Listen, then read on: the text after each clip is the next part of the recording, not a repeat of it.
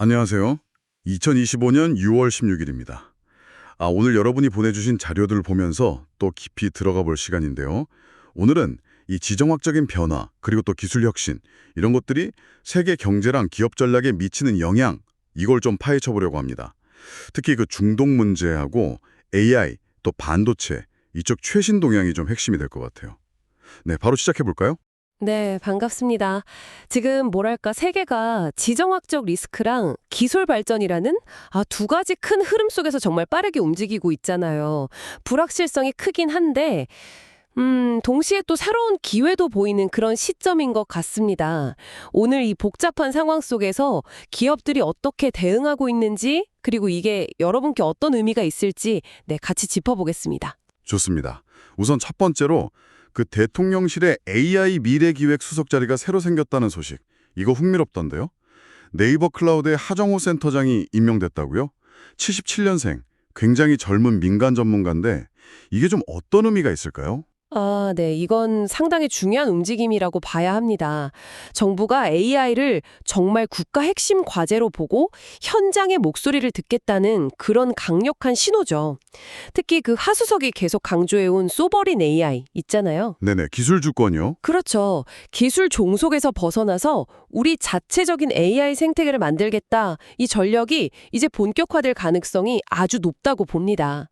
이건 뭐 국내 AI 기업들한테는 큰 기회가 될 수 있고요. 당연히 네이버에게도 긍정적이겠죠. 소버린 AI. 그러니까 자체 인프라까지 생각하는 큰 그림이군요. 맞습니다. 단순히 알고리즘 개발을 넘어서는 거죠. 그런 기술 경쟁도 중요하지만 당장 또 걱정되는 건 역시 지정학 문제인데요. 이란하고 이스라엘 충돌 때문에 국제 유가가 막 급등했잖아요. 이게 우리 경제에 미치는 영향, 이거 어느 정도일까요? 자료 보니까 좀 심각해 보이던데요. 네, 중동은 뭐 아시다시피 전 세계 원유 공급의 핵심이니까요. 파급 효과가 아주 즉각적입니다. 유가가 오르면 당연히 물가 상승을 자극하고 이게 또 세계 경제 둔화로 이어질 수 있거든요. 그렇죠.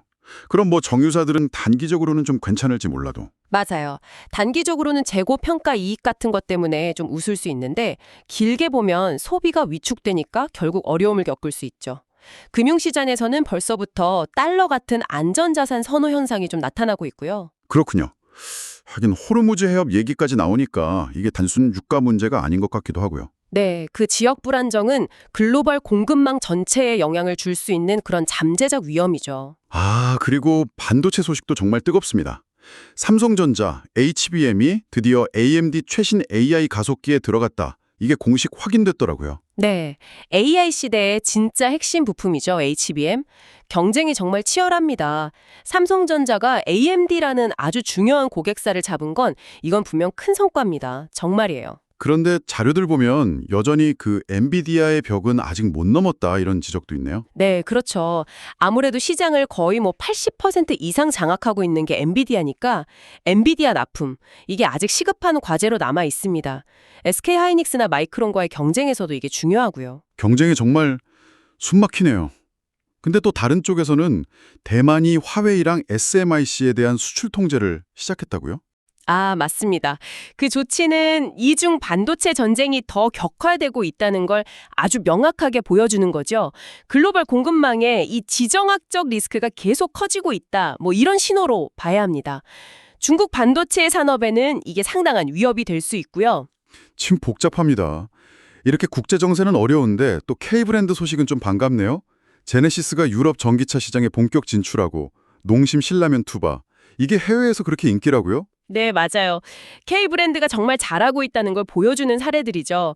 제네시스는 이제 유럽 전기차 시장을 선점하고 또 판매 지역도 좀 다변화하려는 그런 전략이고요. 신라면 투바는 그게 뭐죠? 크림 파스타 같은 건가요? 네, 비슷해요. 신라면에 크림을 더한 약간 매운 크림 파스타 맛인데 이게 현지 입맛에 딱 맞았던 거죠. 거기다 소셜미디어 활용도 잘했고요. 결국 글로벌 시장에서는 이 현지화랑 트렌드를 얼마나 잘 읽느냐 이게 정말 중요하다는 걸 보여줍니다. 그렇군요.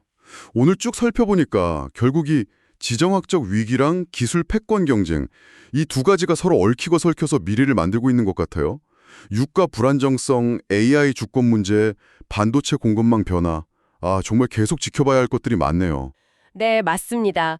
불확실성에 대비하면서도 또 혁신을 통해서 기회를 잡으려는 그런 유연함이 정말 필요한 시점입니다.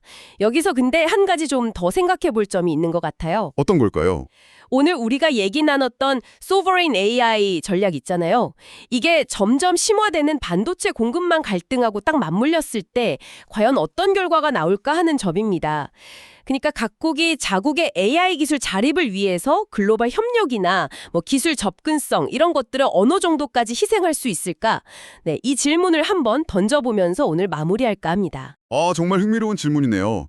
저희도 계속 고민해 봐야겠습니다. 오늘 깊이 있는 분석 정말 감사했습니다. 네, 감사합니다. 다음에도 여러분께 유익한 분석으로 찾아뵙겠습니다. 함께해 주셔서 고맙습니다.